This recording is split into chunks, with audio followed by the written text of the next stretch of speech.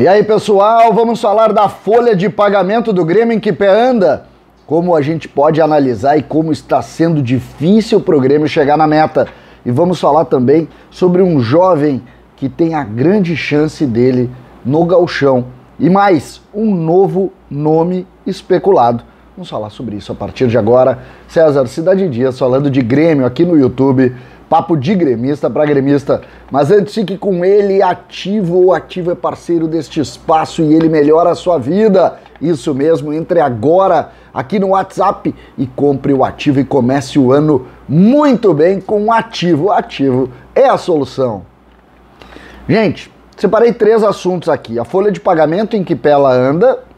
Também um jovem que precisa muito de um grande gauchão para finalmente aparecer no Grêmio. Eu torço demais por esse menino.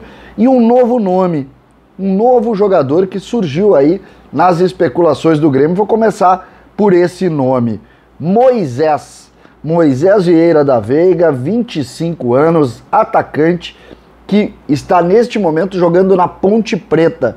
Fez 2 temporadas pela Ponte Preta, foi aprovado e parece ter o interesse de muitos clubes, dentre eles o Grêmio. O Diogo Rossi trouxe essa informação e a gente está aqui também para colocar. Eu não consegui saber pelas minhas fontes, mas o Diogo Rossi é muito bem informado e ele trouxe essa informação, que um dos atacantes que estaria no radar do Grêmio é o Moisés.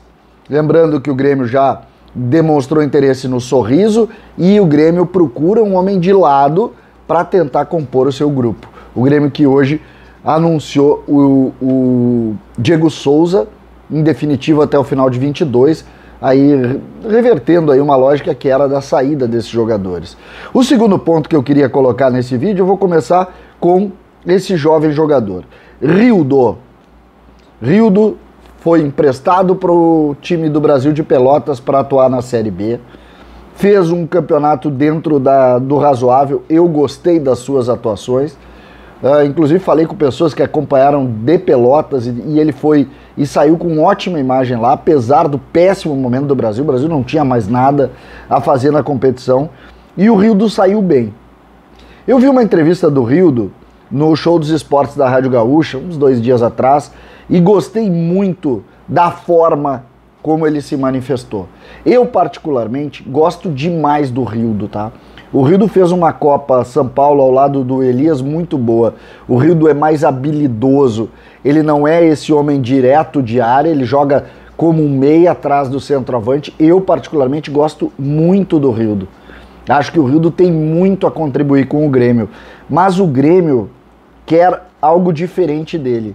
O Rildo está integrado ou vai se integrar ao time de transição para começar o Campeonato Gaúcho, como uma das estrelas, assim como Pedro Lucas, assim como Elias. Eu vejo com grande chance do Rildo atuar junto do Elias na frente, sendo um segundo atacante, o Grêmio mudando um pouco a sua forma de jogar e a partir desse trabalho sim definir se Rildo fica ou não, se Rildo vai entrar nesses grupos de empréstimos que o Grêmio acaba fazendo. O Grêmio que está construindo um grupo de cascudos, fica evidente isso. Os meninos para entrar vão ter que jogar muito mais do que a gente imagina. E o Rildo, neste caso, vai ter muito a minha torcida. Eu sou fã desse menino, torço demais para que ele tenha sucesso e vou acompanhar tudo neste processo aí que o Grêmio começa no dia 3. Próxima segunda-feira, esses jogadores já se apresentam, começam a trabalhar. Rildo, Elias, Pedro Lucas, Felipe Albuquerque, todos estarão ali sendo testados. Essa é a realidade. A nossa realidade é essa. Esses meninos serão testados e a gente torce para que o Rildo seja um dos aprovados nesse vestibular que o Grêmio vai fazer nos primeiros 5 jogos do Campeonato Gaúcho. E por fim eu chego no assunto principal, talvez, deste conteúdo aqui, que é a folha de pagamento e a necessidade de diminuição e como que o Grêmio já procedeu e o que a gente pode falar sobre isso. Vamos partir do seguinte número, 14 milhões e 500. Essa é a folha atual do Grêmio, certo? A folha atual não, a folha que terminou o campeonato de 2021, a folha rebaixada. De lá para cá o Grêmio tirou Rafinha, Wanderson, Cortez, Juan, Jean-Pierre, Alisson, Borja e Diego Souza. Depois eu coloco aqui o Diego Souza na outra parte porque ele voltou. Mas o Grêmio tirou isso. Neste caso aqui, o Grêmio tirou cerca de 3 milhões e 200, mais ou menos, tá? 3 milhões e 200 mais ou menos. É o que o Grêmio tira com a saída destes jogadores aqui. Teve mais Luiz Fernando, teve mais o Léo Pereira, que ganhava um pouco menos.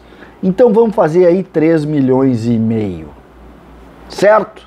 Isso é que o Grêmio tirou. 14,5, chegamos a 11 milhões. Só que o Grêmio agregou Orejuela, Nicolas, Bruno Alves, Janderson e a metade de Diego Souza. Porque Diego Souza, que renovou o contrato, ele renova por praticamente 50% do que recebia. O Grêmio agregou perto de 900 mil reais. O Grêmio, então, ele abre mão de um número importante, 13,5, chega a 11, agrega 900, chega a 11 milhões e 900. Para arredondar, 12 milhões.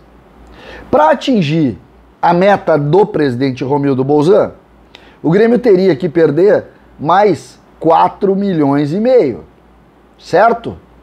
É basicamente isso. Conta um pouco de padeiro aqui, mas serve para nossa conversa. 4,5. Desses 4,5, 1,200 é o Douglas Costa, certo? E o resto? Tem Everton, tem Paulo Miranda. É o que o Grêmio tem, em tese para tirar. O Alisson, o Grêmio vai ter uma folha paralela para pagar as rescisões. O Alisson é um caso, o Paulo Miranda deve ser um caso, o Everton deve ser um caso. Mas o Grêmio, com Paulo Miranda, Everton e Douglas, perderia mais 2 milhões. Chegando a 10 milhões. Certo? E o resto? Aonde estaria a diminuição da folha de pagamentos, se não numa questão que me parece muito complexa? Repactuar o salário de Walter Kahneman e Pedro Jeromel. 2 jogadores que recebiam ainda numa outra realidade, assim como Thiago Santos e talvez Lucas Silva. Seria essa a estratégia de Romildo Bolzan? Seria essa a estratégia do Grêmio para tentar chegar aos 7 milhões e meio, tão falado por Romildo e também por Denis Abraão? Essa seria a estratégia principal do Grêmio neste momento para conseguir conciliar e chegar na realidade?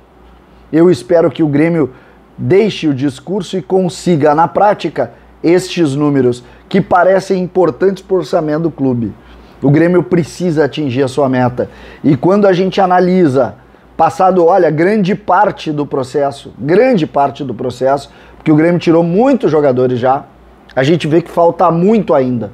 Imaginem só, eu estou considerando já a realidade de Douglas Costa fora, de Everton fora e de Paulo Miranda fora, que representam 2 milhões. Imaginem vocês o Grêmio chegar a 7,5 com os 30 jogadores. Que loucura, né? Como o Grêmio administrou mal essa realidade, como o Grêmio foi um clube perdulário, como o Grêmio gastou mais do que deveria, como o Grêmio inflacionou a sua própria realidade. É a triste imagem que a gente tem neste final de ano de um clube que se perdeu no curso das coisas e agora precisa trabalhar muito para reverter. Vai conseguir? Vai. O Grêmio sempre consegue, mas vai ser a duras penas e olha, o Grêmio vai perder muito até conseguir voltar a ter uma estrutura minimamente organizada. Isso aqui não é organização. Isso aqui é desorganização e nós estamos pagando por isso. César Cidade Dias falando de Grêmio aqui no YouTube.